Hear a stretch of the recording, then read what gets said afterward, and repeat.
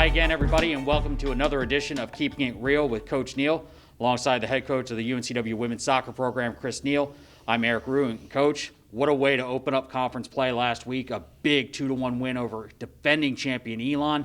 Had to be pretty good to get 3 points at home. It felt great. Yeah, there's a lot of work that goes into that moment. The first conference game, and then when you have a rematch of the tournament championship, you've got two teams that were both picked, tied for second, and then obviously two teams with a lot of history, then it feels really good to come out of there with 3 points. Scoreless first half, and then you get on the board in the 64th minute. Audrey Harding starting to amp up. She gets the first of her 2 goals, and that gives you that lead. How does that change the momentum of the game, the complexion of the game, once you get that first goal?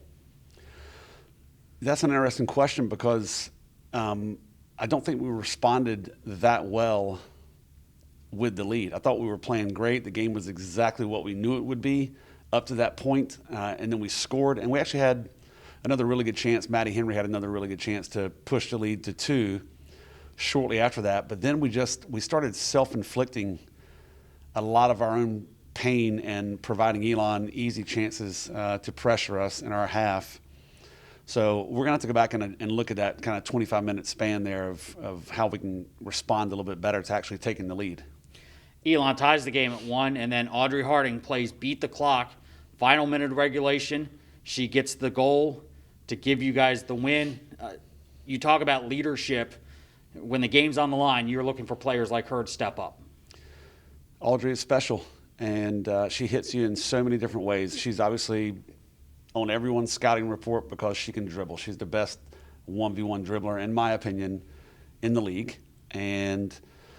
But she's really cultivated her game, and she can hit you in different ways now.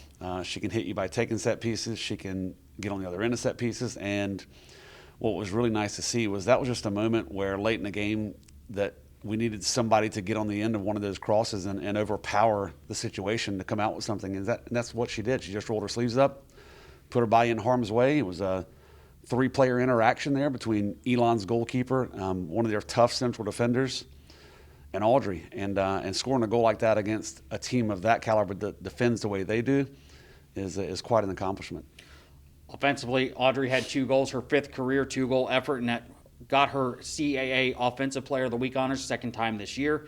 But the defense really stepped up. Kaylee Bierman had 6 saves, a season high, and a couple of them were of the spectacular variety.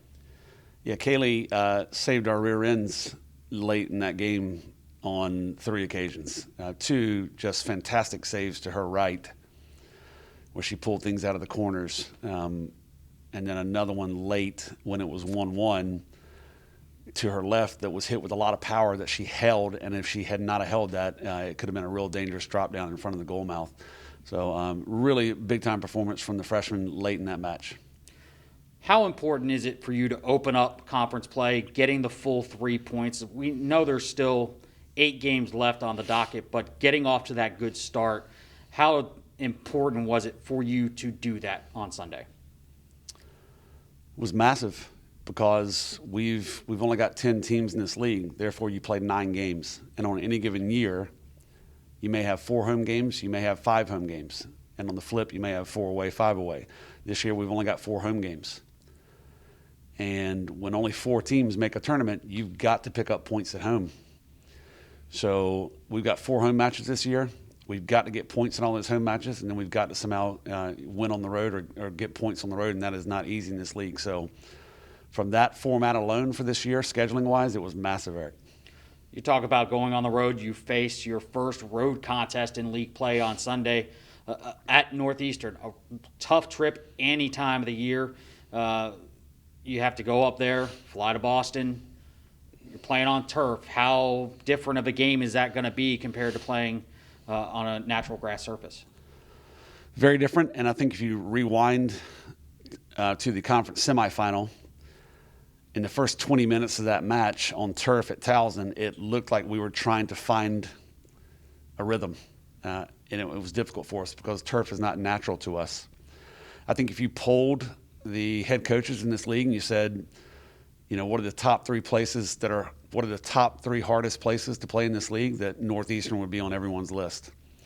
like you just said, the travel, the surface, the quality of the opponent, the way they play at home, just a very, very difficult place to play. So fortunately, we've only got one match this week, and it gives us a little bit more preparation time going in. So we'll be able to get Campus Rec here. UNCW Campus Rec's been nice enough to allow us to schedule a couple of practices this week on the turf here, so we can start getting used to the turf bounce, so we can prepare our team that way.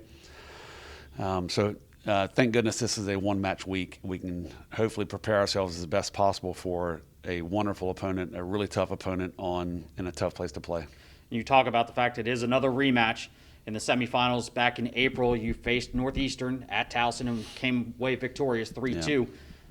Do you take a look at that match at all, or try and see what might have worked, what might have not worked in that game, or do you just throw away that tape and just focus on the here and now?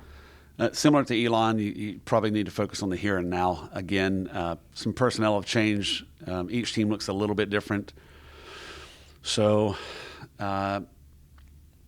it's most likely just taking a look at the last couple of weeks, what kind of form people are in, what do their set pieces look like, all that good stuff. So.